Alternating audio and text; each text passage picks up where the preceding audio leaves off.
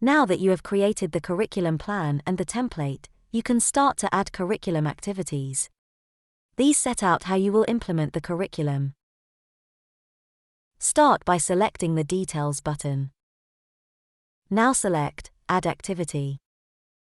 Adding curriculum activities is a 3-step process. The first step is to add the activity details. The next step is to select the outcomes from the assessment plan.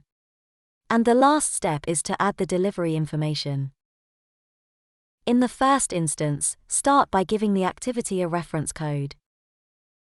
Then give the activity a title. Now provide a short description of the activity.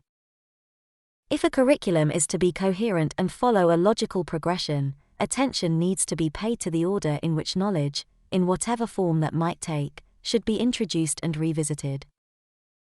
You need to decide when the activity will be sequenced. This is an important step and needs careful consideration. This is showing our activities in months.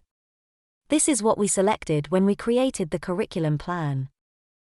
A plan can be set to display activities in either weeks, months, years or terms. In this example, we are going to sequence the activity to start and end in month 1. Sometimes, you might deliver an activity that is a module and is credit-bearing. You can record this information in the credits field. To complete this step, you now need to select if this activity involves learning, practice and assessment. Untick the requirements that don't apply to the activity. Then select Next. When we created the curriculum plan, we selected the assessment plan that aligns with it. You will now see the outcomes from that assessment plan. Now, select the outcomes that this activity aligns with.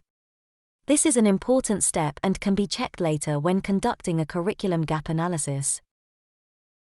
When you have completed this, then select Next. You will now see 3 sections: Learning, Practice and Assessment.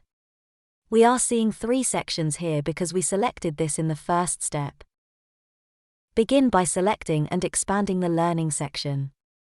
You will now see fields displayed which are based on the template that was created. If you need to, you can change the title of the template headings. You can now start to add the content for each of your fields. Once you have completed the Learning section, repeat the process for the Practice and Assessment sections. You will also see that there is a button on the side called Measures. This displays the measures from the assessment plan that align with the outcomes you selected for this activity. This is useful when adding information to the assessment section. After completing this, select Next. You can now continue to add all the activities that make up this curriculum plan. To remind yourself of the content, you can click any of the Learning, Practice or Assessment buttons which will show the detail. The next step is to add learning resources to each of the activities. To do this, select the Document Upload button. Now select the section that the document or resource will be stored in. Then click Upload. Uploaded documents can be accessed in the relevant section. Finally, we are going to allocate timings for the activity. To do this, select the time icon.